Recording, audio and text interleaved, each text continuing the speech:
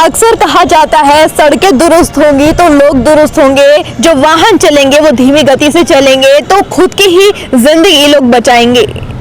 लेकिन ये सब में हम सबसे जरूरी जो चीज है उसे भूल जाते हैं, यानी कि सड़कों की बात हो रही है तो काशीपुर के फ्लाईओवर की बात ना हो तो ऐसा हो ही नहीं सकता।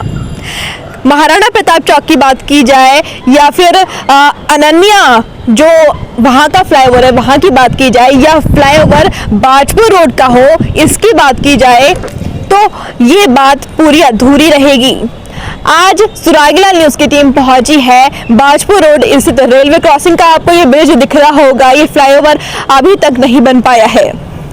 कई कमियां कभी कभी सामने आ जा रही हैं, लेकिन जल्द ही ये कार्य पूरा होने जा रहा था पहले, लेकिन कुछ इसमें दिक्कतें आ गई या ऊंचा कहें ये कुछ ज्यादा ऊंचा हो गया है, जिससे आपको दिख रहा होगा ये फ्लाईओवर थोड़ा नीचा है। लेकिन ये जो बिल्कुल रेल की पटरियों के ऊपर जो ये ब्रिज बनाया गया है ये काफी ऊंचा हो गया है, इसलिए इसका अभी जुड़ाव नहीं हो पाया है, तो काफी दिक्कत आ रही है इसे अभी पूरा होने में। तो इसी सिलसिले में रेलवे विभाग की टीम मंगलवार को काशीपुर पहुंचने वाली है और इस ब्रिज का निरीक्षण किया जाएगा और देखा जाएगा क्या कमियां हैं जो अभी तक ये ब्रिज पूरा नहीं हो पा रहा है। आप देख सकते हैं किस तरह से इसकी गति हो रही है, कितना गैप है बीच में। ऐसे में ये सड़क या कहे ये फ्लाईओवर कैसे पूरा हो पाएगा। नीचे लोगों को काफी खासा दिक्कतों का सामना करना पड़ रहा है। वहीं मैं बात करूं कोट रोड की तो हाल ही में आपने देखा होगा वहां की रोड भी क्षतिग्रस्त हो गई थी। पहले एक जरा सा गड्ढा था, लेकिन वो जरा सा ही गड्ढा इतने बड़े गड्ढे में तब्दील हो गया। नीचे नहर ऐसी खाली बह रही थी, इसमें अब पाइप डाले गए, लेकिन अब कब तक वो सुधरेगी ये नहीं पता। वहीं हम ढेला ब्रिज की बात करें जो हाल ही में वो भी क्षतिग्रस्त हो गया था। नीचे से मिट्टी बह गई थी, ढेला नदी उसे अपने साथ ले गई थी, उसका कार्य भी अभी तक जारी है। ऐसे में चारों तरफ से जो वाहन हैं, जो लोग हैं, उनको दिक्कतों का सामना करना पड़ रहा है।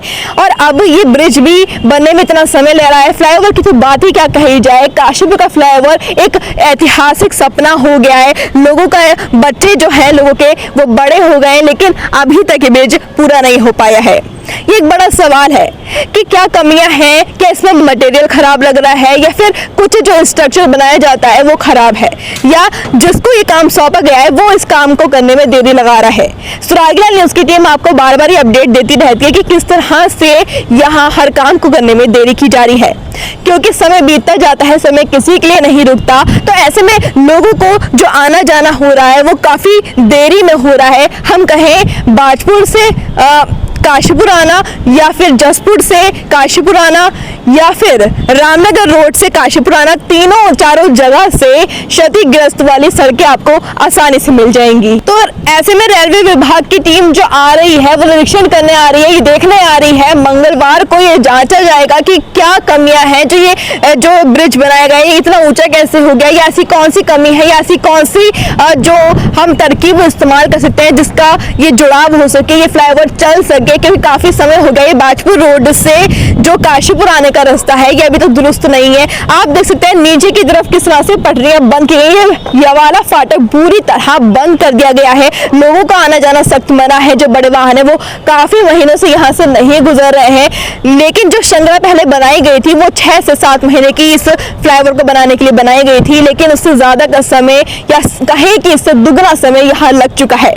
ऐसे में जो इस पूरे काम को अपने कंधों पर संभाले हुए हैं दीपक बिल्डर्स, आखिर उन्होंने जो रेलवे विभाग की टीम आ रही है यहाँ निरीक्षण करने, ऐसे में उनका क्या कहना है ये भी आप जानिए। नमस्कार सर, मैं मानिक गुप्ता बात कर रहा हूँ सुरागीलाल न्यूज चैनल से। नमस्कार जी, नमस्कार। कैसे हैं मानिक भाई? ठीक ठाक, एकदम बढ़िया। दरअसल अजय जी, मैं एक चीज जानना चाह रहा था कि जिस तरीके से आप देख पा रहे होंगे काशीपुर की जो जनता है वो काफी लंबे समय से इंतजार कर रही है फ्लाईओवर पूरा होने का, और अब तो कहीं ना कहीं जो जनता है वो काफी दुखी भी दिखाई दे रही है।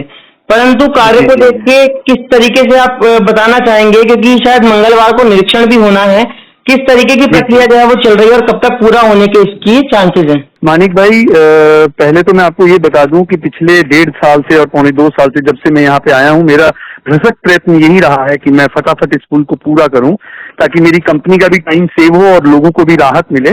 परंतु कहीं ना कहीं हम ऐसी परिस्थिति में फंस जाते हैं कभी कभी, जहाँ पर हम लोग विभागीय और चीजों की वजह से हम लोगों को थोड़ी प्रॉब्लम होती है, जिस वजह से काम रुकता है। अभी फिलहाल लेटेस्ट अपडेट जो है वो ये है कि मंगलवार को मुझे एक्सचेंज साहब के द्वारा पता चला है, और जो हमारे KDF के राजीव घई जी हैं, उन्होंने हमारी बहुत ज्यादा मदद की है हर जगह पर, और मैं उनका तहे दिल से शुक्रिया अदा भी करता हूँ।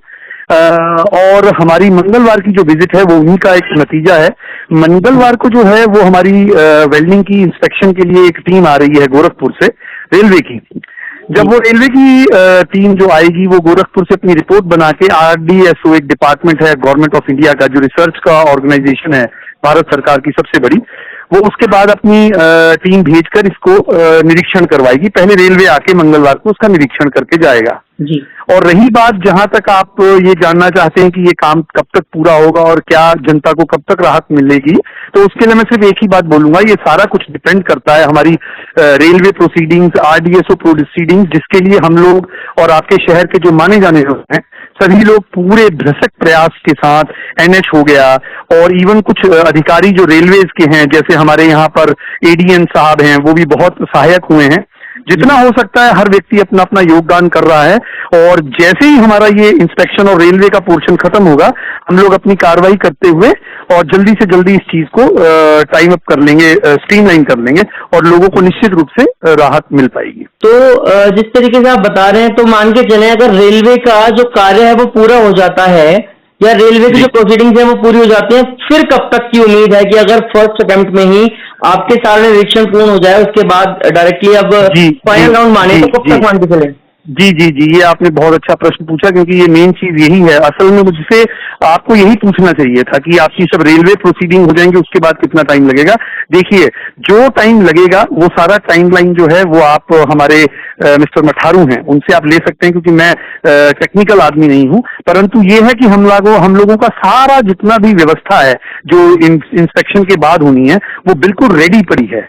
बस वी आर जस्ट वेटिंग कि इंस्पेक्शन हो जाए, और जैसे स्लैब डलनी है, स्लैब में कुछ एक टाइम पीरियड होता है, जितना स्लैब को चाहिए होता है, वो टाइम पीरियड कितना होता है, क्योंकि मैं टेक्निकली इतना स्ट्रांग नहीं हूं, तो जितना टाइम उसमें लगेगा सारा कुछ, और ये सारी चीजों का निरीक्षण जो है वो स्वयं घई साहब भी कर रहे हैं, और SDM साहब भी हमारे अभय प्रताप सिंह जी जो हैं वो भी इस चीज में बहुत ज्यादा रुचि लेते हैं, और निरंतर मुझे फोन भी करते रहते हैं और साइट पर भी आते हैं। तो ये सारी चीजें जो हैं ये मैं उन लोगों के माध्यम से, या आप कभी हमारे साथ मठारू साहब के पास आकर ये चीजों का आप एग्जैक्ट डेज और एग्जैक्ट चीज आप वहां से पता कर सकते हैं। जी। उत्तराखंड की खबरों से जुड़े रहने के लिए आप हमें सभी सोशल मीडिया प्लेटफॉर्म्स पर सब्सक्राइब, लाइक और फॉलो कर सकते हैं। धन्यवाद।